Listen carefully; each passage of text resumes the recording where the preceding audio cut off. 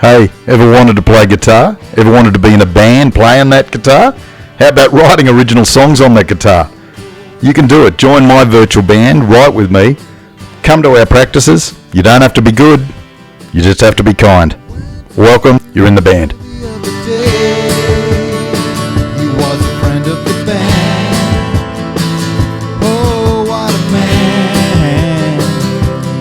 Hey YouTube, Marty here. I'm in a band called The Tall Man Syndrome. Just started, only a couple of months ago. I've just cranked it up, and it's probably the third or fourth band I've been in, and I thought I'd start a YouTube channel with that band's name, trying to just maybe involve anyone that wants to watch, anyone that wants to be in a virtual part of the band. It's mainly for somebody that's perhaps at home and has a guitar, knows 3 or 4 chords, or a piano, starting to know all the chords, and thinking, where do I take it from here? Is it just about playing covers at home or for my friends? Or the next step is to start to write your own songs and to get together with other people. You can get together with other people and write and play covers, but writing your own stuff, that's where it's at. Trust me, because for me, music's just an extension of a conversation, and if you've got something inside, something you want to say, even something as flippant as you like hamburgers, if you can write a song about it and then share it with other people, it grows into something else and takes on a life of its own. And if I look back at the bands that I've been in and the time I've spent being in bands, it is so valuable. It's so good for up here. It's so good for just your feeling of self-worth. It's just good. I think the Irish call it good crack, which has got a different. It means something different in drug paraphernalia, but yeah, it's good crack. The Irish call good crack a good time.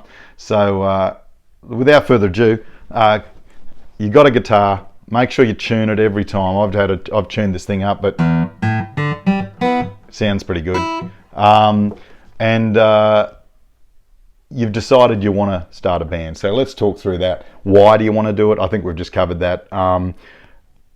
Getting in a room, the first time I ever did it, I started really late. I was mid-30s, and I'd played guitar on and off since like 17, 18, just taught myself out of a book, and never been in a band. Knew a couple of covers. I knew Don McLean's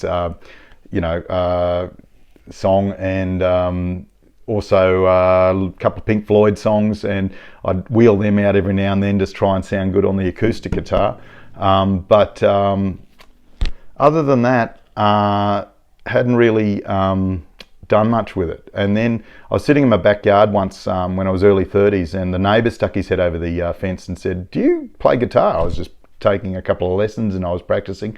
And I said, "Oh, sort of." And he goes, "Well, I sort of play bass, and do you want to come to a practice?" And did I? And I turned up. I was so nervous. We turned up to this crappy little back of a industrial estate's room that smelt of beer. The carpet was that thick with beer and gunk and grunge.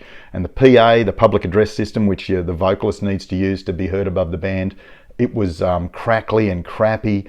And the drummer, his hi-hat, which is the piece that goes up and down to keep the beat, was held on by a artificial plant stalk. That was how rudimentary we all were. We're all terrible. But something happened when we started into our first ACD cover, and very easy chords, and because ACD is all about feel, it's hard to play well. And when that band kicked in, when the drums kicked in and the bass started kicking in sync with the drums, and then we started feeding some chords over the top, it was like scales fell from my eyes. It was a completely different thing to the music that I'd been doing. So if you're sitting at home and you've got those 3 chords, you've got enough, you've broken through where you can start to play your instrument, basically, you've got to take the next step. Get together with 2, 3, 4 other like-minded individuals and form a band. It is so worth it, so worth it.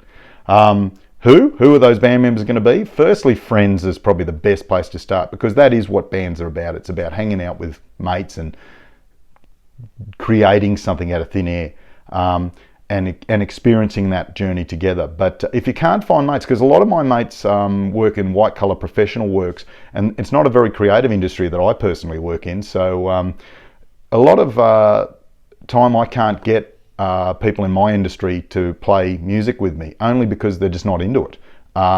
But the other trouble with that is I'm a shift worker, so I'm in and out. So if I have another shift worker coming in and out, lining everyone up's really hard. It's like trying to line those planets up too hard. So I asked around some of my musical mates, but they were all pretty much in bands or playing music that wasn't quite what I was into.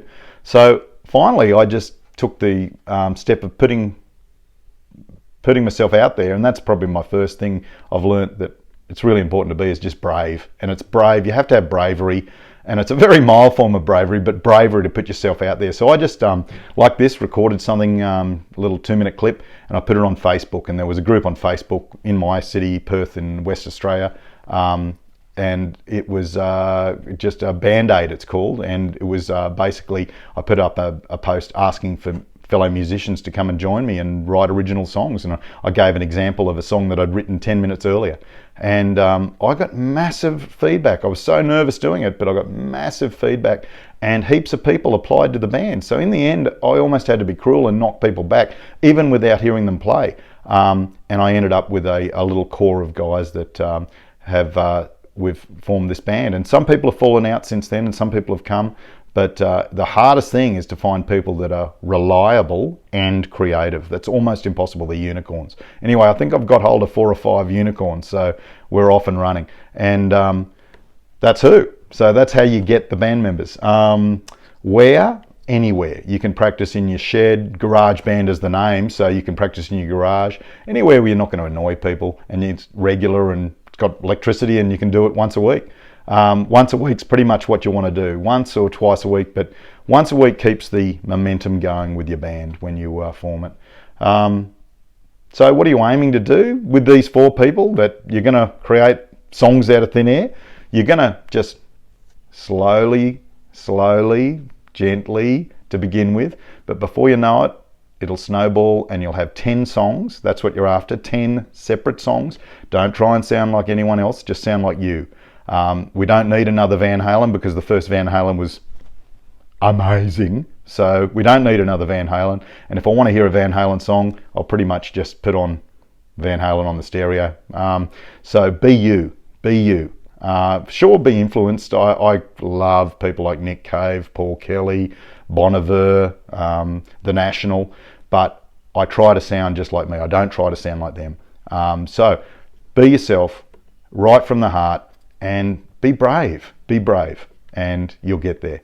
So that's what this channel's about.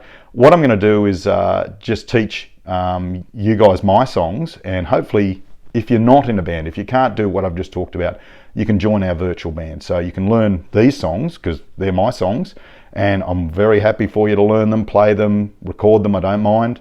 And then I'm going to record our practice sessions, because practice sessions are such fun. They're fun, they're ribald, they're a good crack. So that's the idea. So the next video I'm going to put up is just the first song that is in our set list. Here's our set list. I've got 10 songs. Titles like Better Than Some, Miss Never End, I'm Never Letting Go. All stuff we just made out of thin air. City Lights. Anyway, so we're going to learn those.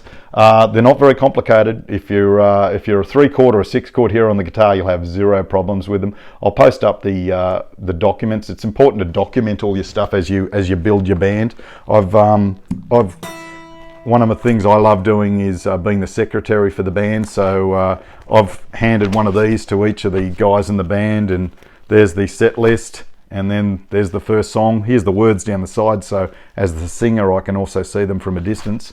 And I'm just suggesting to myself what keyboard I'd like to play, because I play guitar and keyboard. And yeah, by doing this, it keeps everyone really organised. Whenever we make changes, I just punch out 4 or 5 more copies and hand them out at the next practice.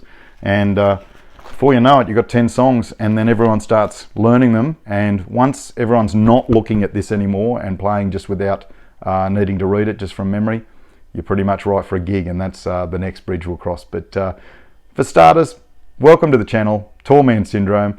I'm just doing it on my iPhone out of my back shed. This is as good as the production values will get, and I hope you can come on board. Yeah, the Tall Man Syndrome, welcome aboard. Welcome to the band.